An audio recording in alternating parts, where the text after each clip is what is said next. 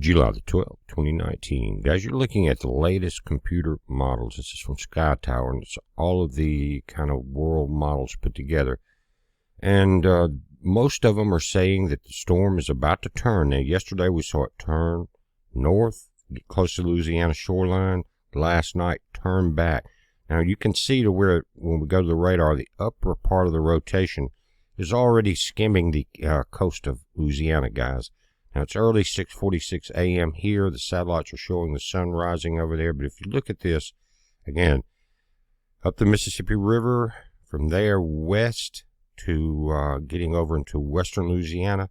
And still, we have two models that pull it up into the Louisiana coastline and then move it east over Mississippi into Alabama. Now, the timeline on this thing is slightly changed. Again, we're at Friday, 2 p.m. this afternoon. It's made its turn more than it's doing. It's kind of skating sideways right now. But by Saturday morning, 2 a.m., that's in, you go to night after midnight, so it's going into the night, we're going to get the roughest part of the storm coming ashore. From there to 2 p.m. Saturday. So you got quite a long ways here. The storm is down to 60 miles an hour coming ashore, moving up through central Louisiana by Sunday morning at 2 a.m., 40-mile-per-hour storm here. I guess you would call this south of Monroe in that area. But guys, right here, Saturday night a.m., 70 miles per hour. Now, you're going to have over Cat 1 gust with that. That's sustained wind. So as it's coming ashore right there, you're going to be near Category 1 storm wind strengths. Now, they're saying the wind is at 50 miles an hour. West-northwest at 5 miles per hour. Pressure's down to 1,000 millibars. And this is that zigzag path that I was talking about. We saw it come down here, dive yesterday, and then start to move quickly north, then level back out. It's kind of just doing this curve, pulling north for a minute, then going back west. But you've got hurricane warnings out here in the red. The yellow is tropical storm warnings.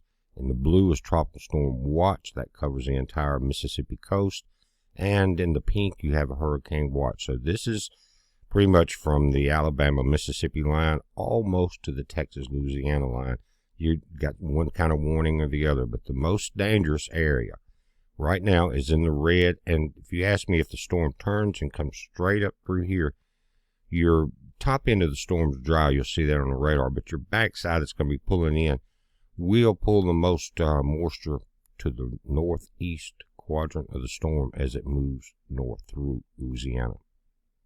Now, at 6:49 a.m., as this is Central Time, I'm looking at our daylight map, and this you can see the sun rising from the east to the west. And if you look closely in the last few frames, you can see the center rotation right here. Now, it appears to be moving west at this point. It's kind of a straight line this way. And the further it does that, before it makes that turn later today, that means the closer it will come to affecting people like in Galveston, Texas, in that area. But guys, again, you've got a large area of clouds behind this. Look at that. Covering the entire Gulf, actually. And so even though this side of the storm, which has remained dry, is starting to wrap up with a few thunderstorms here. Check this out in the last few frames. There's a lot of moisture that's going to be pulled in here. Now, looking at infrared, you can see where your moisture is off the coast of Florida, on its east coast here, and all the way down into Cuba. And this area of moisture, guys, is very large. It stretches over a good part of the northern Gulf of Mexico. And just above it, you can see the center of rotation of the storm. There's also clouds starting to wrap around right there. So it's going to be pulling this moisture into the northwest quadrant, wherever it makes the turn to the north. And on the 5-day outlook from the Tropical Weather Center, you've got Barry here. It is at 50 miles per hour.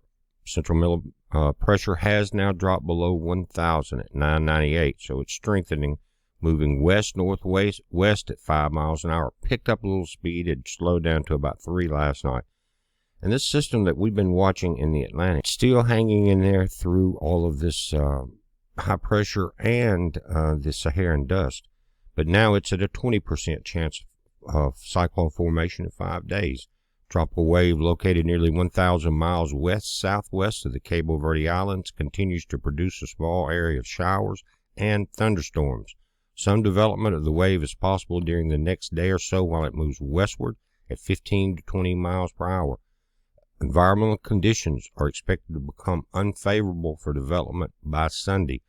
That's going to be the test on this system. It's kind of made it through some rough times with all the Saharan dust, but in the next few days we'll know if it's going to make it up through the islands and into the Caribbean.